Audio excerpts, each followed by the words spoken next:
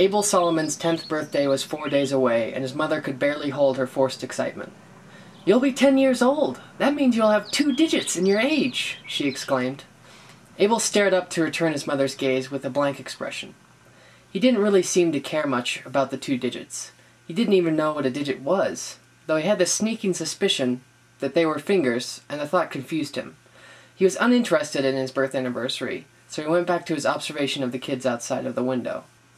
"Can I go play outside with those boys?" Abel inquired. His mother menacingly glimpsed out the window at the boys in the street before shutting the blinds in front of Abel's face. His mother piped, "Those boys are vicious and evil creatures, Abel. I thought we talked about this." "Yes, but—" Abel could hardly finish his sentence. It wasn't that his mother interrupted him. His brain just couldn't make the connection anymore. Abel found himself mouthing the words, but nothing coming out. "Oh, sweetie." The arms of Abel's mother had silenced the confusion of words in his head.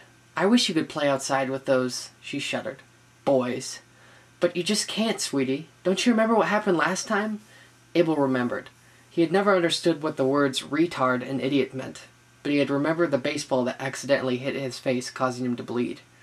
Abel leaned over and kissed his mother on the cheek. Abel's mother smiled. "That's my boy." Her eyes drifted towards the clock. "Damn it! I'm late for work." She set Abel down on the worn living room couch. "Here, watch some television while I'm gone, Abel. It won't be too long." She walked almost all the way through the front door, but then paused. "Abel," she said, while he looked up at her innocently, "no soap operas." Abel's mother shut the door and locked it from outside as Abel sighed heavily. Abel tried to watch the educational program for at least an hour, but the fluorescent-colored monsters frankly frightened him. They were just too friendly, he thought. It seemed suspicious.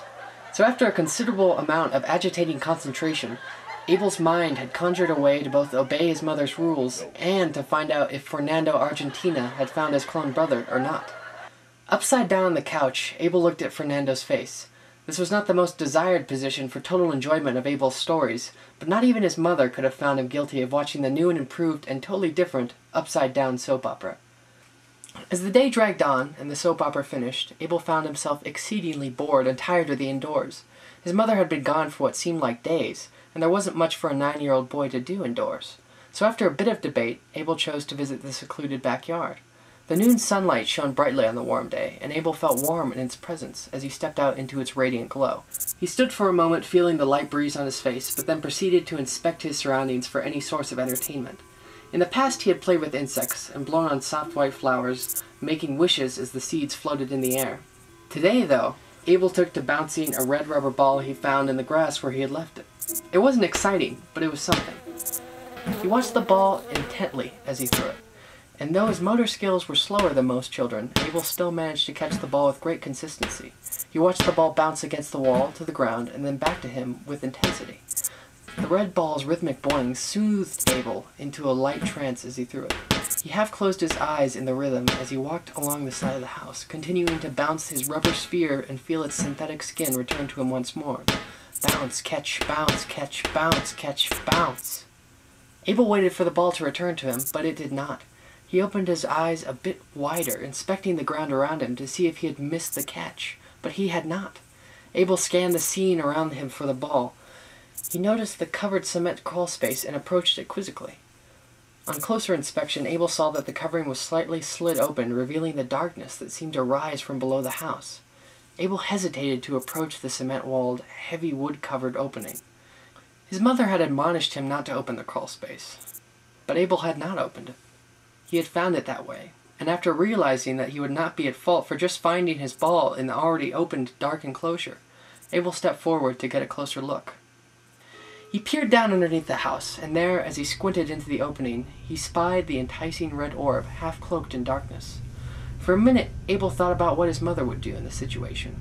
He did want to continue playing with his now-cherished ball, but he heard his mother's warnings again, his maternal conscience that told of harsh reproach and punishment for this disobedience.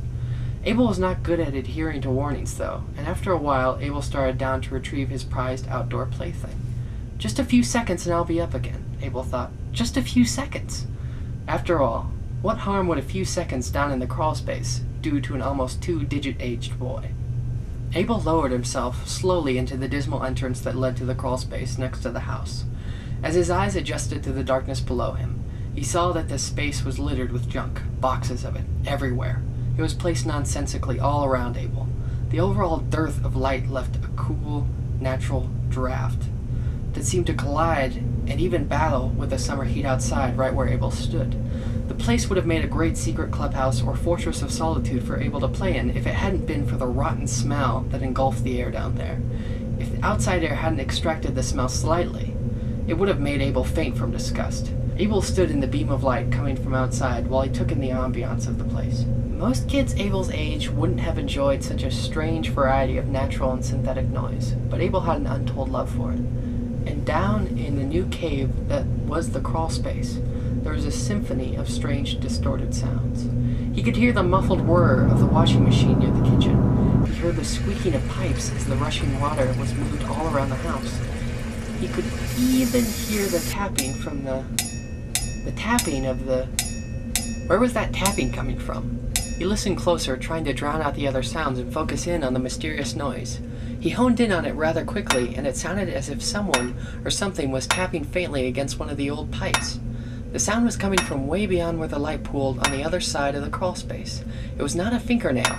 It was something with a more defined point, something larger. An uneasiness began to sweep over Abel. He should have listened to his mother's admonishments, he thought. He shouldn't be down here. He remembered his prized ball resting just to the right of the beam of light that he was standing in, and slowly reached for it.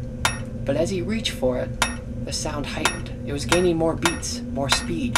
It was excited. Just as Abel's fingers clenched around the ball, the noise abruptly stopped. Dread engulfed him like an icy cloak. He listened closer, but heard nothing but the machine and the pipes. He backed up in small, almost unseen steps and turned slowly towards the entrance to the crawl space, and then he froze. Inhale, exhale, inhale, exhale. Something behind him.